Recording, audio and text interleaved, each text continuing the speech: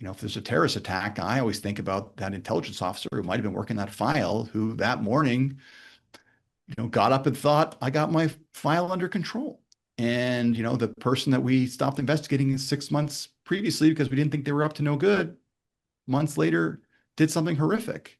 And you're making these decisions every single day of triaging your resources and your time. And often, that is tough. My name is Matthew McDonald, the creator of The Service, a documentary series I'm developing that will change everything you thought you knew about spies.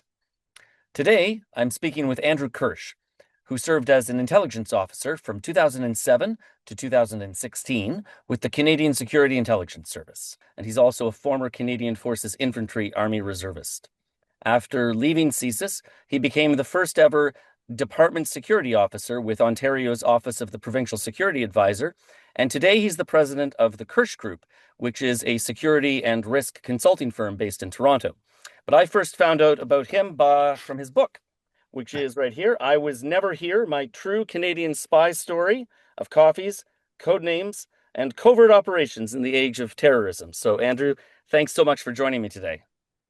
Thanks for having me. I think when you held up the book, it was blurry, so it's even better. Very mysterious. Oh, There I you see. I go. see. That's the I Zoom. love it. That's actually the real title, so you can't see it. It's That's right. totally That's right. blurred and covered. It's an extra secret spy book. That's it. That's it. So that's the Zoom filter that I have on the Oh, recorder it's here. great. Okay. All right. So, Andrew, just to get started, can you tell me a little bit about how you got started at CSIS? How did you end up becoming an intelligence officer? Yeah, thanks for having me. It's great to be with you. I wish there was a cool story about how somebody I was recruited or someone saw some, talent in me or and threw me in the back of an SUV and said, Andrew, we need you. But I'm not cool. I'm part of kind of a generation, a post 9/11 generation.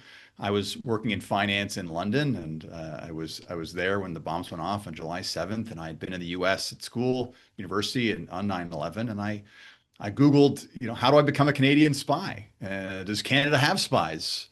And that led me to a government website, an application portal that probably is the same as it is today, and I applied online. So I didn't kind of grow up with dreams of working for CSIS or even know what CSIS was until I really wanted to be a part of it. And what was your main motivation for becoming part of it?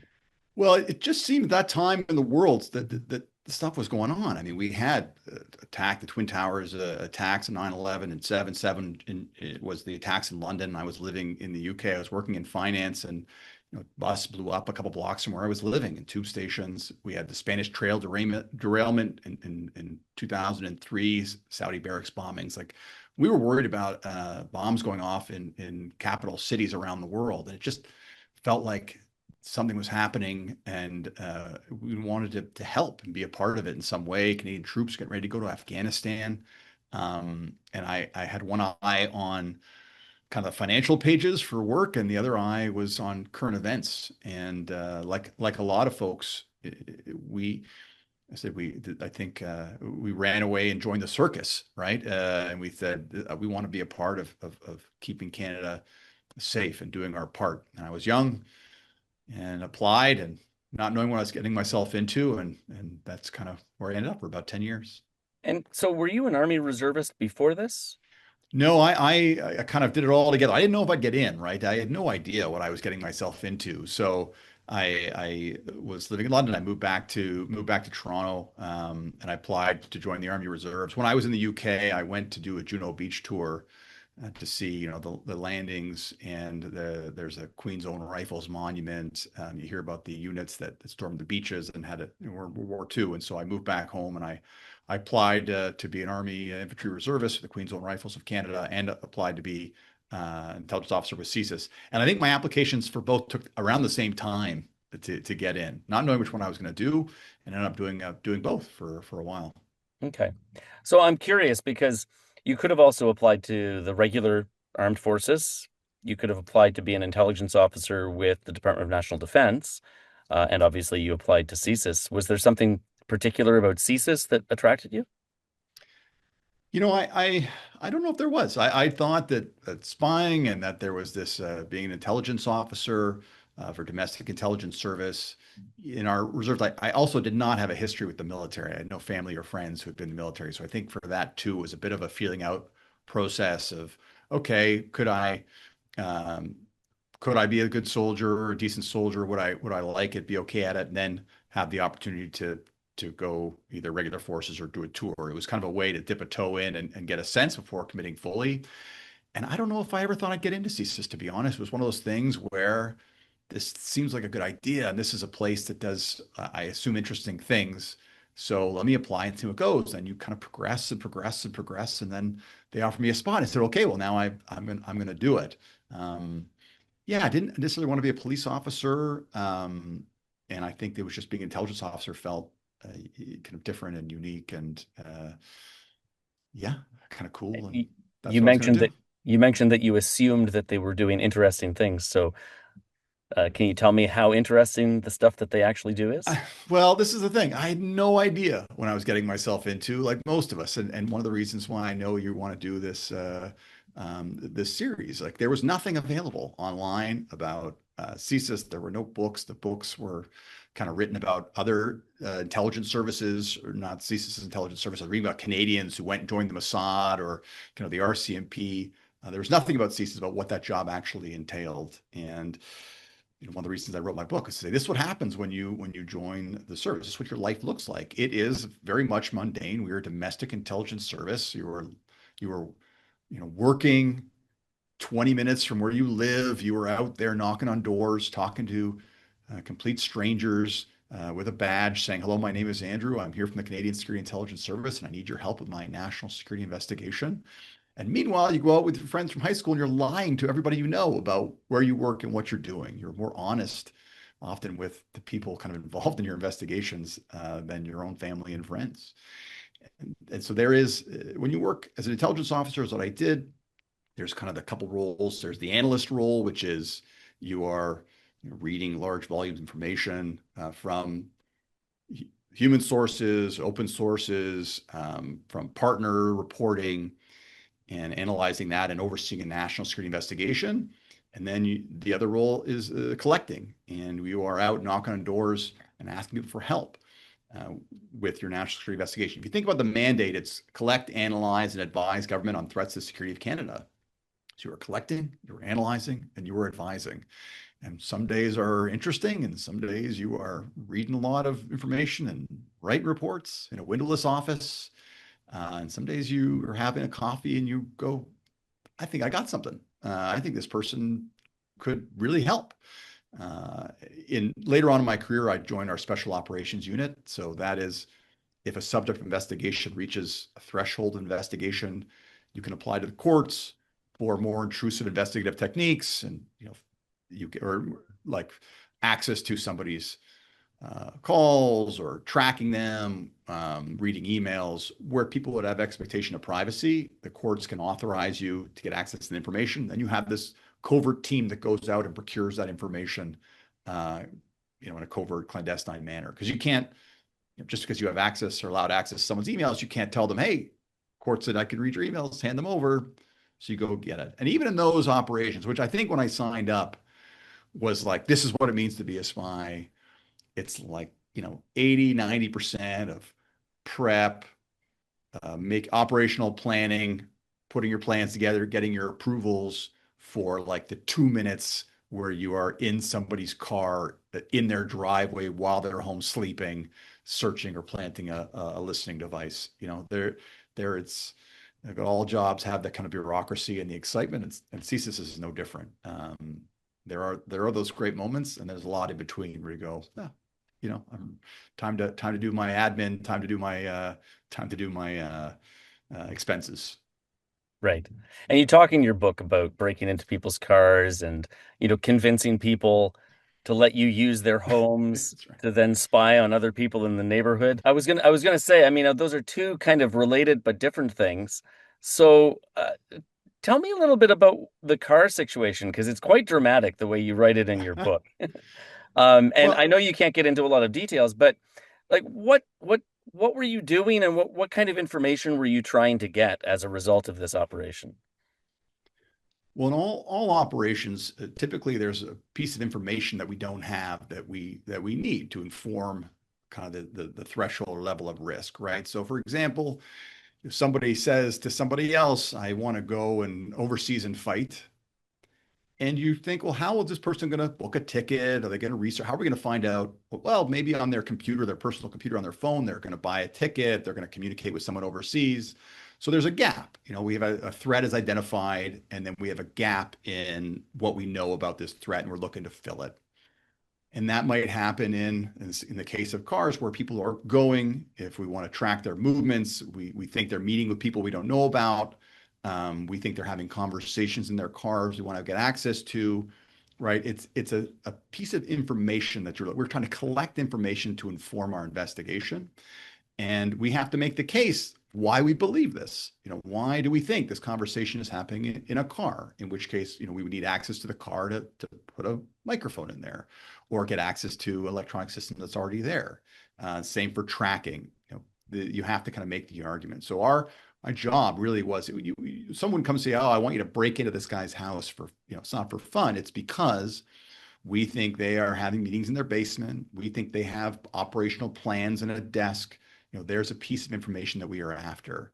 And a lot of it is figuring out what those information gaps are, and then how do we get access to it, either through human sources, technical sources, which we talk about the cameras, microphones, and whatnot, or other means and what we can do. So that's, as an investigation evolves, and you're working with the analysts at headquarters, the field investigators who are kind of overseeing the file, and then kind of the collecting assets like a surveillance team or a special operations, a technical surveillance team.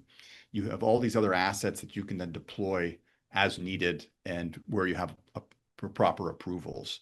That's kind of how these things come together, and the purpose behind them is trying to further your investigation. One thing that makes CSIS different from, say, the RCMP is that you don't have any enforcement powers, if I'm not mistaken. So you can't arrest people. So if you have all the authorizations and you go into somebody's home or into their car and you uncover evidence of a crime, that is taking place or that is about to take place, uh, you can't. Can you do something to stop it, or do you have to go through some other procedure in order to, do something about it? It's changed a bit since I was there. They have some new powers around threat reduction. When I was there, no, we were in the collect, analyze, and advise. And in some cases, advising is the RCMP or advising immigration or advising levels of government that do have enforcement powers to act. Often you'll see these terrorism arrests, and the RCMP will be there and talk with the rest, and they will mention very kind of softly under their breath, if they mention at all, that this investigation could not have happened or started with support of the service of CSIS. CSIS has a lower threshold to commence an investigation. We have reason to suspect versus reason to believe. And so with this lower threshold, it allows you to start your investigations and then see, what's going on. And if it rises to that threat, then you have to advise the RCMP in a very a limited way, because they have to run a parallel separate investigation. They can't use our lower threshold to start to gather evidence for that enforcement. And that's a whole big story, but you can say, we think there's an issue and you need to look over here and give them what you can give them. And as I said, it is one of those challenging things. They rarely is CSIS celebrating its successes, right? People don't know about it because, yeah, you don't hear about it. You don't see the CSIS there in the news and part of that announcement. But oftentimes, those investigations started with our domestic intelligence service, right? That is gathering that information and saying, "Hey, RCMP, we need you to look over here," or, "Hey, CBSA, enforcement, immigration, other enforcement powers, here's some information that should inform your decision about whether this person is admissible or not," and make those determinations based on a more full accounting of the information available. Do you have any recollection of a particular operation that you would describe as very successful, even if you can't share a lot of details about it, but something where you discovered something and it led to either a prosecution or something being prevented? Yeah, I was involved in the special operations side. We're kind of an asset to be used across um, all investigations. So I had a little hand when I was there in a lot of different ones. There was one investigation we definitely had. There was concerns this person was in the early stages of planning an attack, and it had indicated they were, that they were a significant threat to Canada, and we went to help gather some information that ultimately, I think, led to that person being found inadmissible to Canada and therefore not allowed to stay and was forced to leave. Those are the kind of things you wouldn't hear about. And I don't know if it was our specific piece of information that we gathered that tipped the scales, but certainly contributed to that investigation. That's kind of the thing. It's unique in the way that you don't see, it's not triggered by an event and then you have this formal closure. Some of these investigations can go on for a long time. They and you don't always know if yours is the nugget that led to the decision being made. Like I can tell you, my I we do a lot of CSIS does a lot of kind of joke coffees and conversations or conversations, casual contacts. There's a misconception that CSIS is only out there knocking on doors and talking to people if they've done something wrong. It's actually kind of furthest from the truth. We're looking for people who have access to threat-related information and who will be willing to talk to us about it, right? We're operating in Canada with our communities, trying to work together to keep ourselves safe. And so I'll tell a quick story that I would go out, I was on a desk and try to meet community leaders and say, look, I'm Andrew from CSIS. These are some of the things I'm worried about in your community. If you have any things that you're worried about, I want you to give me a call and have these open lines of communication. And you go out and have these conversations and have a coffee and just kind of raise some awareness.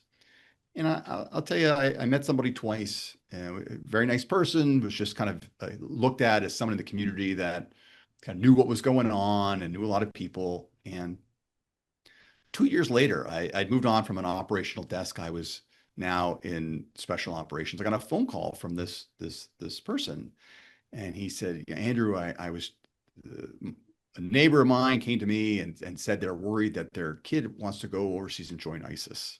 This is around the time of the kind of foreign fighters. A lot of those people are kind of overseas trying to get back. And I was no longer working that file, but I knew who was, and I obviously put my contact in touch with the person responsible for that desk, and I know that they work together and kind of resolve the situation. And I, after kind of making that handoff, did not have more of a role to play. But it's one of my proudest moments. I say it's one of my proudest moments at CSIS because that means that conversation I had 2 years before mattered. That person trusted to call me up, knew who to call when they had an issue, and we resolved it. If that conversation mattered, then every conversation I had mattered, right? That all those times we were out talking, you never really know if that's the coffee that's going to lead to the piece of information that breaks open the case, or if that's the person years later who's going to give you a call that's going to help with another investigation you're not even a part of, right? So we are out kind of knocking on doors, trying to build a little bit of profile, trying to talk to the people in the community. So when things do come up, they know who to call, we know who to call, and we can work together to resolve it. And that's kind of how it works. And that's why, something like this series where people start to understand what are the threats that CSIS is interested in. Oh, I'm not in trouble if I call CSIS, and this is how this organization works, and it's okay to help them. And when someone knocks on your door and says they're from CSIS, doesn't mean you're in trouble. That's so important because, as I said, we're out there trying to do this every single day. It would be great if the people whose door you knocked on knew who you were, knew why you were there, knew you were legitimate. One can dream. Yeah, for sure, for sure. On your bio on the website for the Kirsch Group, it talks about it describes one of the things that you do for your clients. It says that you help identify risk and mitigate the types of physical and cybersecurity vulnerabilities that you use to exploit, Yes. I guess, in your career at CSIS. So I'm curious, I guess what I understand from that is there were things that you did when you were with CSIS to try to gather information, so exploiting certain vulnerabilities to collect this information. And now in the private sector, you're consulting with, I assume, a variety of clients to help them sort of reduce those vulnerabilities, make it harder for people to gather information. So, what types of vulnerabilities are we talking about here that you were exploiting in the past and now Sure. you're helping people Yeah. My protect my against? well my jokey tagline is I used to break into places and now I help keep people out, mitigating the vulnerabilities that we used to exploit. And we're the good guys. Remember, they say, "Oh, it just happened." I said, "Absolutely." And we do this too. And we're the good guys. So the bad guys are exploiting these vulnerabilities all the time. And so there's a range of them. Obviously, we create vulnerabilities for ourselves online all the time. Every time we are active online, we create a trail called a digital footprint that can allow individuals to identify and target victims based on information able to find about us that would make us a desirable target. Also, vulnerabilities, ways that they can leverage what they know about us to create, whether it's phishing scams or other, scams to take advantage. Something as basic as we've seen NFL players are getting robbed on Sundays at their homes because everyone knows that their schedule is posted, they're playing away games. So what information are we putting online about ourselves, about our organizations that make us attractive targets? And also it gives information that's able to exploit us, what leaked online and whatnot. And if you think about, when we were out trying to find people that would help us, and I said we're looking for two things. We're looking for people with access to threat-related information and who would be willing to help us and talk to us about it, not tell the person we might be asking them about. And if you think about all the things that we can find online about people now, you know, everyone's job, places they work, coworkers, projects they worked on are on LinkedIn. Your friends, family, your photos, things you're selling are on Facebook. Every thought you've ever had in your life is on X, Twitter. You can find out people's interests, political leanings. You're able to build a pretty comprehensive profile of people to identify them if they might help. And I said on the back end, for the people who want to exploit executives, they can find out how to get access to information, who they would want to target in their organization. And physically, it's the same side in terms of physical security. It's, what are the entrances that would be attractive? I was going to break into a home. Where are the dark areas inside, side doors, or who can I convince to give me a key? I would say it's much easier to convince someone to give you a key than to pick a lock. And that is often who can I convince? How am I going to convince them to give me their key? Socially engineer my way into a place, um, or other ways. So those kind of tricks and skills and ways that we would kind of identify and getting access to information. The bad guys are doing that too. Sounds almost like a prosecutor becoming a defense lawyer or something like that. Well, we see when I was there, there's a real transition from, I talk about the book, large teams working overnight, like the government hated paying overtime, and there's a high cost of getting caught. Or if you're, I could have a great cover story, but if I'm standing in an office holding a part of the wall and my colleague is putting a, camera in the wall, and we get caught by a cleaner, that's a problem. And now with cyber, our access, are all the internet connected devices we put all around us. We are creating vulnerabilities that can be exploited. It's not just by teams having to go in somewhere. They can access and leverage technology in place to do all the things that we would do physically.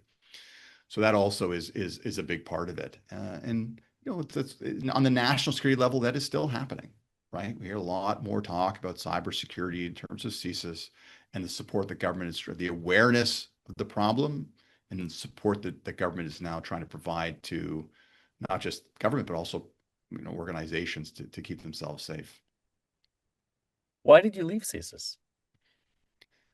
Well, I joke that it's when you run away and join the circus, it's not a life sentence. You don't have to do 30 years in the old days, as a lot of people did. It's a great career. There are lots of unique opportunities to move within the organization. I wanted to serve I was called to the service aspect of it. It's kind of a nice, I think it's a great name for organization, right? The CIA is the agency and FBI bureau, and CSIS is the service. What a great thing. The Canadians have a service. And I wanted to serve. And there are other ways to serve. It's a challenging life. You're lying to people about where you work and what you do. And I always say the only thing worse than lying to someone you care about is telling them the truth and asking them to lie for you because they didn't sign up for this. So I would tell my brothers would say, what do I tell people you do? And I'd say, well, tell them I work for the government and change the subject. And they, well, Andrew, I don't know what he does. And yeah, he's in Ottawa. And they would get very flustered and they get mad at me. And I get it. It's not fun. It's not fun to go to a social event and not remember what you told different people and feel like I just don't want to go and deal with that. So that creates a challenge. And I got married and I had kids and working 11 p.m. to 4 a.m. planting bugs. Um, just, you start dreading operations rather than looking forward to them. So I always say that the job didn't change. I changed and I hit a different phase in my life. And there are opportunities to take a desk job and you don't have to do special operations and you can work different files and you can be a field investigator or you can be an analyst and move around, become management. And I just kind of came to the end and said, I'm going to do something else. Better do it now and figure that out rather than get to the place where, I'm too far along and feel a little more trapped. I'm proud of the work I did. I think it's important, very important more people know about it. It was just time to let someone else who had that energy and that fire take over.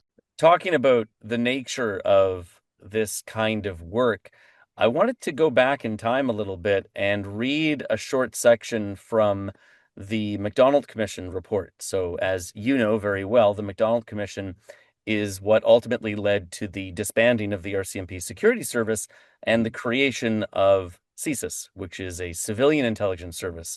So, no powers of arrest, unlike the RCMP or the RCMP security service. No guns, as far as I know, at least. um, No, and so, in the MacDonald Commission report, on page 697 of volume 2 of their second report, I know it well. I'm sure this is, common knowledge. Most people have That's read right. this That's right. section, right? Um, they talk about how some of the people with the RCMP security service that testified for the commission admitted to the fact that they never really thought very carefully about the legality and propriety of some of the things that they were doing. Hmm. And the response that was given to one of the questions the commission was asking, did you not think about the legality and the propriety of some of the things you were doing? And the response that was given by one RCMP security service member was, I assumed, perhaps I was wrong to have done so, that the officers of the force that would approve this sort of operation understood fully what it was about and the ramifications of it, and that it must be sanctioned by someone in authority. At least that was it. That was the extent of their thought process. But the part that I really want to get your thoughts on is this section, which is immediately after that section. So the MacDonald Commission report reads, another factor peculiar to a security intelligence organization which may help explain why so little attention is paid to these issues of legality or propriety is that the nature of the work at times dulls an individual's sensitivity to moral issues. Nowhere is this more graphic than in the development of informants or sources.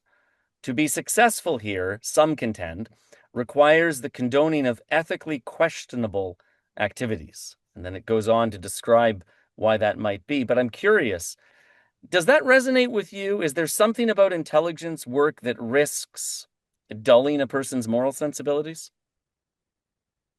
I don't know. I don't think so, to be honest. Look, the hardest, I I smirked or chuckle at the first, which I assume somebody okayed it, right? There's definitely a chain of command, and I would write a report, And if my boss had to added a line or needed it to, then they took responsibility for the report. And if someone else above them said, actually, we're going to do this, then they took responsibility for it. And at some point, somebody owns the decision. And you do hope that the person, who owns that decision is, first of all, they need to have the approvals to make those types of decisions, and that they do, take all those considerations, and the checks and balances are in place to make sure they are authorized and approved to make decisions they make. So sorry for that rambling answer, but in terms of, I thought someone, that surely someone who asked me to do this would have made the decision that I'm allowed to do this. It does resonate a bit because, yeah, you're low level and someone says you do this and you do it, and then you assume that it gets checked off.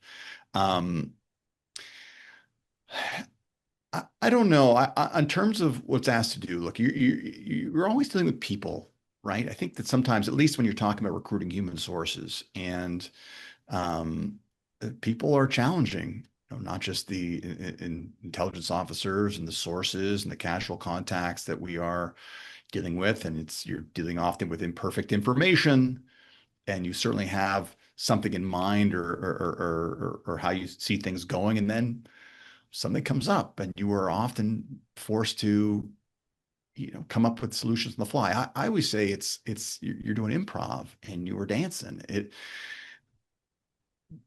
I was contacted by a TV writer, and he wanted to make my book into a TV show, and we were talking about it and what do TV shows get right and wrong and movies get right and wrong about spying. And I said, what they often think is either you have this hyper competent individual does everything themselves and does it all perfectly, and the Jason Bourne and the Reacher who are just, that's unrealistic. There's the spoof of that, the satire of it, but there's also this broad comedy that spies are that they're the bumbling idiots, and either they succeed despite their just by luck. And the reality is that you have people who really care about their jobs, trying to do a good job, are doing their best, are often very capable and competent. Some aren't, but most are, that are thrust into incredibly unusual situations, right? And then they're just trying to figure it out as they go. I tell you an example. I was looking for something. We had information from the Americans that someone in Toronto it was very gray, affiliated with, supporter of, networked with Al Qaeda. Okay, we had a name, and my job is to find out, is this person a supporter of, affiliated with this kind of gray piece of information? Is this person a threat based on a threat? So what do? I look for try to find out, how am I going to validate this? And I find, I look online and I find this person's ex-wife. And I think this is fantastic because, as I said, they probably have access to, they probably know their views on Al Qaeda and have access to that information. And they're probably willing to share it with me, right? Because it's ex-wife.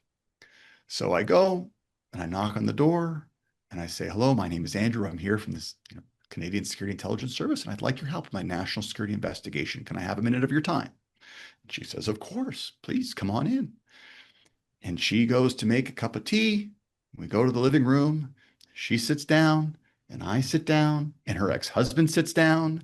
And I think, what are we going to talk about for the next hour that doesn't make this the most ridiculous, how's it? How are you doing? CSIS comes to visit everybody and say hello. Like, you were just dancing at that point. Every special operation I ever had didn't go from A to B to C, right?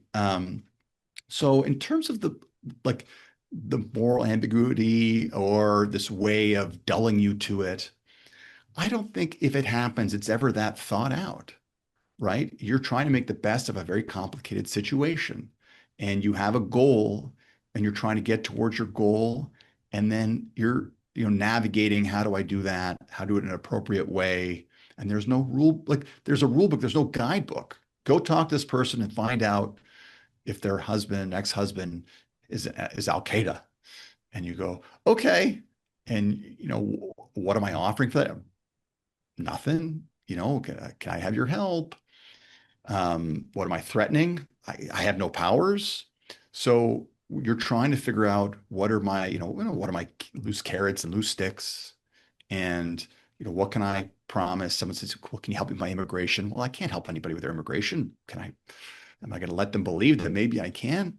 Would some people do that? Maybe, right? Like you're really navigating what can I offer and what can I, and try to make these decisions. It's very, very challenging. So, as I said,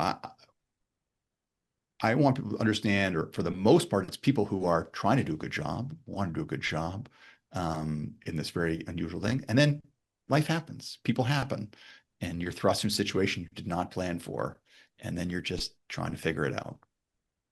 You mentioned a couple of Hollywood tropes, the super spy, so the Jason Bournes or maybe James Bond even or James whatever, Bond, Jason right? Bourne, yeah, And then you also mentioned the bumbling spy or the spy that's sort of muddling through or whatever. Another trope I've encountered in a lot of spy shows and movies is, and it's also an institutional trope, especially common in dramas about the CIA, for example, that paints a picture of an agency where even internally nobody can trust anybody, and there are agents double crossing each other, and sure. criminal elements that are also intelligence officers or even directors or whatever it happens to be. So very, very conspiratorial, but it's this big web of mistrust, I guess. Um, and you just now alluded to a situation in which an intelligence officer might find themselves where they don't necessarily have the ability to help a person in a specific way, but they might, in an effort to get that person to cooperate, they might give that person the impression that they might be able to help them with something that they really can't help them with. So effectively lying to somebody in order to get what they want out of them. And that touches upon a section in the McDonald Commission report that follows immediately from what I just read, that in a sense almost reads like a Hollywood script. About something that an intelligence officer might do that might be morally questionable. Now, the McDonald Commission simply attributes this quote to a former member of an intelligence agency. Okay.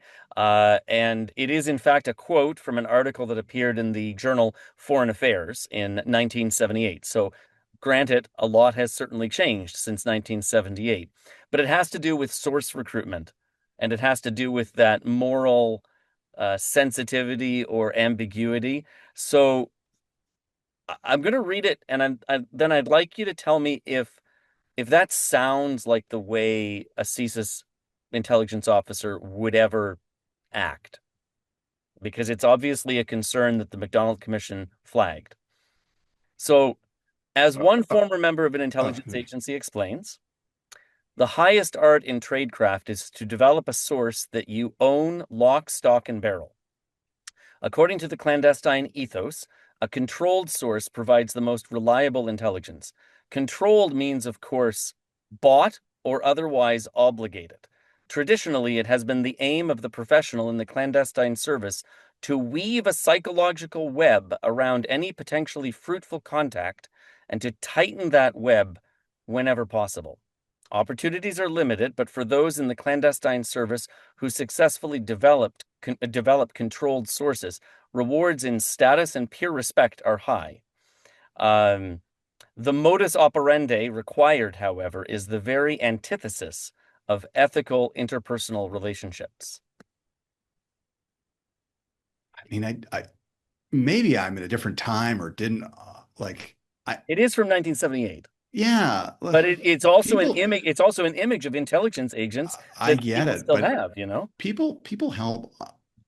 Maybe it's just Canadians, but people help for a variety of reasons, right? Some of it's financial, if they think they can, benefit financially, or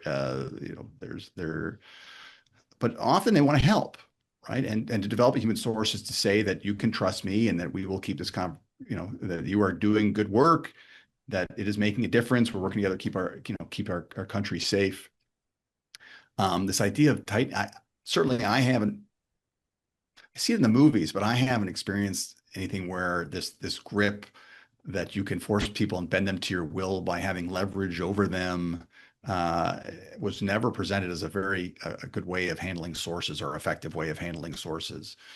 The I always operated as much as honest as I could possibly be, knowing there are things you cannot tell people, right? Which is, how did you get my name and number? And I couldn't say, well, so and so gave it to me. I'd say, look, I can't tell you how I'm here, but the same reasons why I won't share that information with you, you can trust me that I won't share our conversation with anybody else. The joke is the hardest thing to fake is authenticity, right?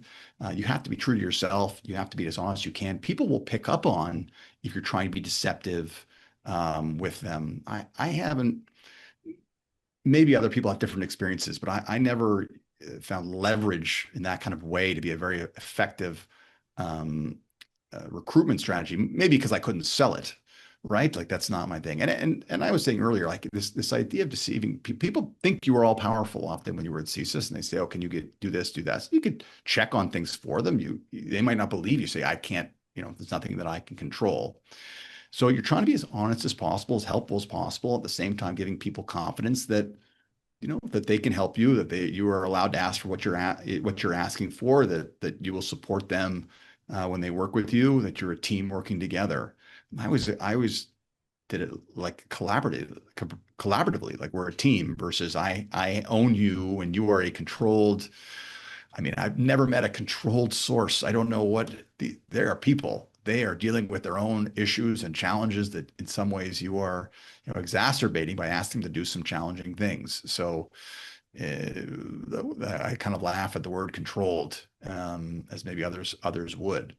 Now, this idea of somebody who's engaged in a formal relationship where they give you information and you pay them money certainly would be formal versus a casual contact or somebody who just kind of helps out. And there are levels of formality when people enter what we call the human source program. But you're always trying to maintain control of an operation of human sources. So if you're talking about control and sense of controlling your operations, you say, I wish. And in terms of people, good luck. I mean, good luck to you. If you think that's, yeah, I just not my experience. I appreciate that, and you mentioned that it might have something to do with you being Canadian and the service being a Canadian service, which actually raises a question in my mind. Is there a uniquely Canadian approach to intelligence or spycraft? I don't know. I think we have a good reputation, obviously, in terms of if I say I'm here from the Canadian government, that doesn't have a stigma of some other organizations might, some other foreign governments might. We're a domestic intelligence service. So as I said, you're knocking on doors in the community saying, I'm here to work with you to keep our community safe. We're investigating threats to the security of Canada, which people are invested in if given they live in Canada. We are unique that we have many large diaspora communities um, from all around the world that are here that often have left countries where they are in conflict, where they disagree with the government. So they come here and they appreciate the freedoms that we have and are willing to work with the government to maintain those and protect those. And that might be a particularly Canadian aspect to it. I always found that people want to help. I would ask for ridiculous things. We were saying before, can I have access to your home? Can you lend me your car? Can I ask you about your cousin or whoever? And people want to help. There were very rarely situations that people said no. They would often want to know they were allowed, that what I was asking, wouldn't get them in trouble, that it would maintain, be between us. So they were looking for permission to help, uh, not that they were, refuse help. At one time I had someone say they want to meet with me. I said, that's so odd. Everyone wants to meet with me. You're the one person who doesn't. Now I'm worried. They said, no, no, don't be worried. Don't be worried. But it was usually once you explained who you were, what you were interested in, that you were allowed to ask for it. It was often a very receptive and helpful audience. I don't know if that's Canadian. I think it may be. I know that other intelligence services liked working with us because, as I said, we were well regarded. We punch above our weight in terms of the size, in terms of the access that we have, and our capabilities, if not our capacity. Yeah, we're an intelligence service that Canada can and should be proud of. And I think they don't know enough about it to have the type of pride that is warranted, right? We can be a victim of our own successes. Sometimes our safety and security is used as evidence that we don't need security, when really it's a demonstration that what we are doing works to some level. And that shouldn't be held against us. We can, navigate it, and a little more, a little less. But let's not discount the good work that's happening, which is why Canada is safe, secure, for whatever safety and security that we enjoy. It's not an accident. And it's not guaranteed to continue. It's because every day thousands of men and women, the intelligence community, law enforcement, whatever, get up and do what they can to keep it that way. And CSIS is an organization you don't hear much about, but they're very much a part of that community, keeping people safe.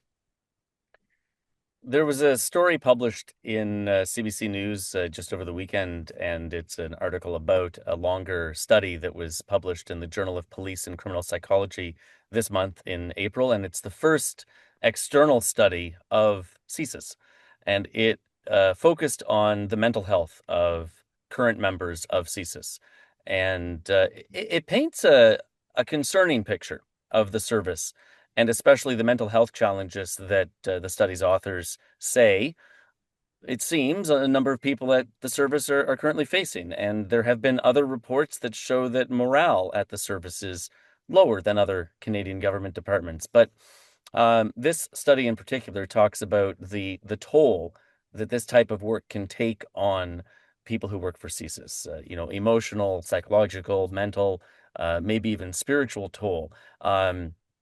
And it seems to be divided really into two kind of considerations. On the one hand, the things that people who work for CSIS are exposed to, and then how they can process those things. So obviously, a lot of their work is top secret. A lot of the things they're exposed to, they can never share with anybody else. The article talks about people who work for CSIS being exposed to brutal images and video recordings of horrendous things, being done to other people, or things that are happening. And then they don't necessarily have very many people they can talk to about those sorts of things. And then on the other hand, the article also talks about a kind of stigma against seeking help, mental health care and whatnot with the service. It talks about how psychological support services are available to CSIS members, within the organization. But at the same time, it also mentions that the psychologists then have to report that this employee availed themselves of these services, which some people in the study, at least, suggest, creates these concerns amongst management. And then they fear that management is going to punish them for seeking help. Is that something that you experienced when you were at the service? Do you have any thoughts on that? I won't speak to other people's experiences. Obviously, I had my experience. Nothing in there was necessarily surprising to me to hear folks talk about that. I'm sure I had a positive experience at work. I know many did not. I don't want to speak for them. I'm glad to see CSIS is taking this seriously and studying it. If you think about it, for everything we intercept, every conversation, every video, someone's got to review it, right? And you can imagine what people who are trying to do harm to us might be looking at online late at night, and it's not good, right? So that can absolutely take a toll. The isolation, you are lying to most people about where you work and what you're doing, and even the people you are honest about where you work, you can't really tell them what you are doing, who you're meeting with, how your day is, what's stressing you out. There's always going to be that barrier, so it can be very isolating, and you think you're keeping it in and holding it together, but it leaks out, and it comes out. You realize that you're in a very unique job, and I felt bad not being able to share personally. Felt bad not being able to share my wife about it, and didn't feel like I was allowed to complain about it then, right? Well, I chose this, and this is the weird career that I have. Well, who am I to complain about it? When really, sometimes you need to vent and you need people to lean on. So it can become, you come very close to the people you work with. There is the employee assistance program, which I used. I never saw any repercussions for that. There's times where you Yeah, just want to chat with somebody about what's going on. If you're going through transition in an acute time, or yeah, you're kind of figuring it out. Like I had a positive experience and I left. Right, it was a time in my life where I was willing to go and live in Ottawa and work in a windowless office and do late nights and odd hours. And then there was a time in my life where my priorities changed. I hate to be there and feel trapped, which I'm sure some people feel like they're doing it and they got to keep doing it. It is every job has its challenges, its gifts and its challenges, and CSIS are a little unique in the sense of what you're able to share, what you are exposed to, um, and the fact that some people, who you feel you can lean on to share it with. I was very fortunate that I had coworkers that I could say, I'm lost. I have a problem. It's also, you can imagine in that job, like you're making pretty important decisions that can often affect people's lives based on incomplete information, and you stress about it. Did I miss something? Is this person going to go do something bad? Did I take this seriously enough? Did I take it too seriously? Right?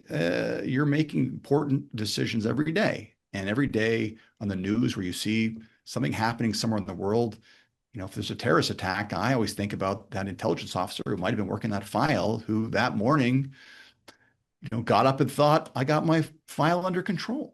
And, the person that we stopped investigating in 6 months previously because we didn't think they were up to no good, months later did something horrific. And you're making these decisions every single day of triaging your resources and your time.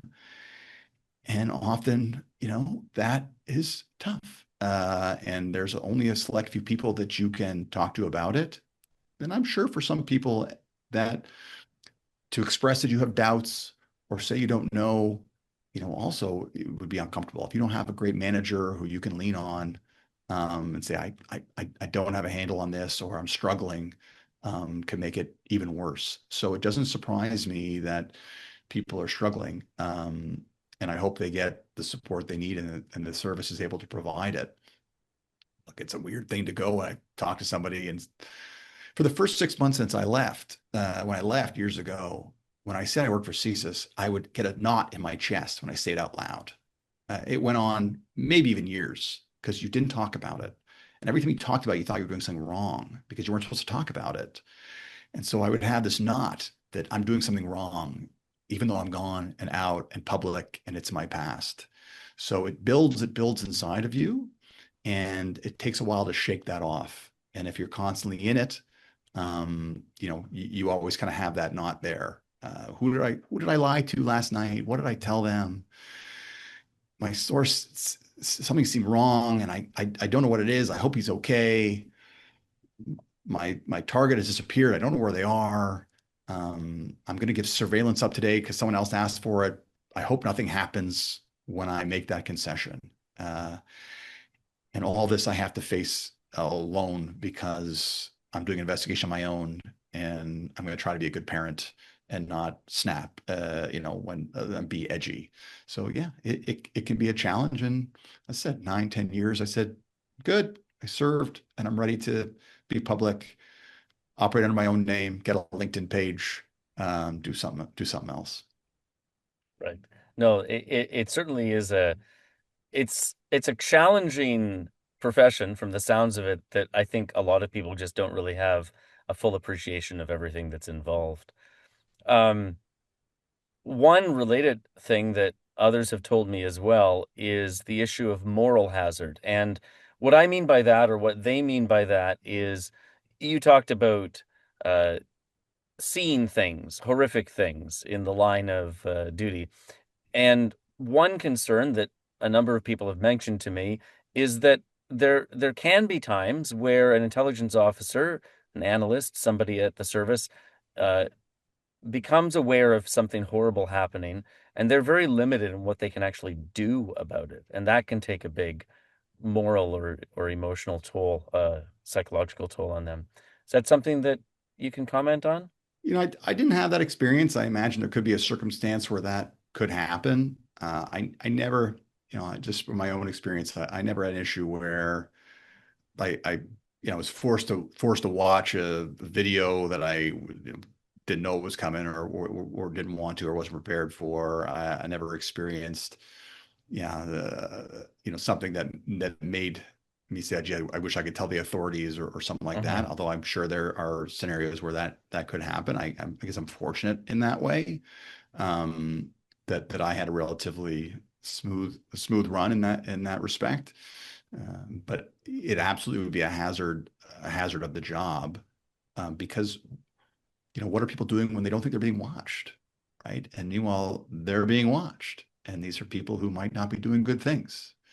So, yeah, to be the person watching and paying attention is, could put yourself in uncomfortable positions. Yeah, and in my experience, in special operations, for example, they want to mitigate risk. They don't want to put their officers, intelligence officers, at risk. Like I had a bulletproof vest, right? I had a bulletproof vest, and I can't think of a scenario in which I would say I need to go somewhere where I would need to wear a bulletproof vest that they would approve me to go, right? That if something were as risky as needing a vest, they would that would not be something that risk would be tolerated, right? If that makes sense. So they were in that way they were kind of risk averse in things that were known, certainly in my world, that we had mitigation that we would never actually need to use because we would not be put in that situation. Obviously, in other cases, that wasn't avoidable or wasn't deemed to be as big a risk. But I found my experience being risk averse, certainly on the physical security side. What do you think the future holds for CSIS and intelligence in Canada? Is it likely to become more important, the work that they're doing more important? What does the future look like? Well, I think so. I think that in the past there was this clear line that said, we spy on foreign governments and foreign militaries, and it's government versus government. But we have some adversaries that don't draw as straight a line, and they will use their state to spy on companies for the betterment of their companies and society as a whole. I think that we're going to need to expand our understanding of national security to include economic security, to provide organizations in Canada with support to protect themselves against nation states that are targeting them. And where our adversaries don't draw that line, we might have to provide additional support. It used to be where I would serve warrants. Part of my special operations was serving warrants. And there would be malicious IPs. We would find a malicious IP in a company. I would go to a company. I'd say, look, I have this IP that's beaconing off of one of your servers. I'd like some information about it. We think it's up to no good. It's a company that's being used by a foreign state in those cases. And they say, oh, geez, yeah, of course. Here's, the information. Here's what should we do about it? And I'd say, well, I can't tell you what to do about it. I can ask you, more information about it. And the fact that I'm here obviously signals that there is a problem, but I can't give you any advice. I can't help you, tell you, to turn it off, to keep it going, to move it, or whatever. And I think those days are changing, where the government needs to provide a little bit more advice, a little bit more guidance and support in terms of situational awareness for what companies are facing. And then when they say, hey, we've got a problem, help them sort it out. Because said other countries don't make that distinction. They are actively targeting us as a country, and we will have to work together as a country to protect ourselves. I think that is one direction that we are going. And as to the threats, it's same four threats. From 1984 till today, they do not change. And foreign interference is very topical, and terrorism was then topical, and foreign interference is back. And we don't talk much about subversion anymore, but it's just never ends. And it keep going. So I think what we see continue, and absolutely we'll see it continue. It'll be just as important. And I hope we continue to raise our game to deal with the threats that we are facing. What are these four threats you mentioned? Yeah, espionage and sabotage, foreign influenced activities, terrorism, and subversion. CSIS is mandated to investigate four threats, Yep. and those are them. Those are them from the original to today. And all that the threats don't change, but often the tactics do, right? We've seen terrorism was bombs going off that inspired me to go and join CSIS, to people changing chlorine levels in water treatment plants, right? And cyber terrorism and foreign interference. We used to think about envelopes of cash to corrupted politicians, and now it's state-sponsored misinformation campaigns on social media, right? Just as devastating, if not more so. Hard to track, done online, done remotely. So the same threats that our adversaries are using unique, more challenging ways to conduct these threats, to carry them out. And we're going to have to continue to find different ways to combat them through our information collection and then through a threat reduction and working closely with partners. And the big thing is CSIS advises and government decides, right? So I think there'll need to be greater cohesion between the advice and the recommendations and the decisions that come out of it. We've seen a bit of a break recently where maybe CSIS advice is not being heeded or heard, or CSIS is not delivering in a way that's being understood by the decision makers. We had a national inquiry about it. Hopefully, that relationship is mended where that advice is being listened to or at least read, and then the decision makers have to make decisions. A lot of other countries have intelligence services that don't just defend against threats, but that actively try to promote the interests of that country abroad. And there's been some discussion about whether Canada should have a foreign intelligence agency like that to advance Canadian interests in other countries, not just defend against threats. Do you have any thoughts on that? I'm I'm probably on a different side than many of my former colleagues, where I don't know if we need a foreign intelligence service, or at least not yet, until we can articulate what information we are missing. Right? We seem to be supply-led rather than demand-led. We have the ability to collect foreign information, foreign intelligence on domestic soil. So I would like to know, what information do our decision makers feel that they are not getting to make decisions? What are our priorities? What do we want to investigate? Where are the gaps? And then figure out if CSIS has the powers to gather that information, or if you need a new intelligence service to do it. But we seem to be putting a bit of a, was it the cart before the horse? We're going to create a foreign intelligence service. Then we will gather all this great intelligence. Then we will tell the decision makers what they need to know. And I think that's a little back to front. I think we want to understand our gaps and then figure out if we have or need the tools to fill it. Because we might have the capabilities either through CSC, our signals intelligence that has foreign abilities, through the powers that we have to collect foreign intelligence domestically. You could change probably 2 words in the act and give CSIS the powers to do it, or do we need to create a whole new intelligence service? I think we need to fix what may not be working, or at least get some clarity on what we would want that foreign intelligence service to do before we create one to then run around, because inevitably it'll get into trouble. It will have challenges operating abroad, can cause diplomatic issues. It's a whole other ball game. And unless we're very, very clear on the benefits, what we're going to get out of it, I worry about just creating it to create it. I've yet to have it articulated from somebody who's saying we are missing this. Instead, I hear a lot of, if we do this, it would be great, and we can get this. Well, tell me what we're missing, and then we can figure out if we need it or not. That sounds like a prudent way to think, at least, for sure. All right. Well, thank you so much for taking the time to chat with me, Andrew. It's been great to get your insight on things and learn a bit more about your experience. And thank you very much. All right. Thank you. Thanks for having me. Good All luck. right. Thanks, Andrew. Take care. See you. Bye-bye. Bye-bye.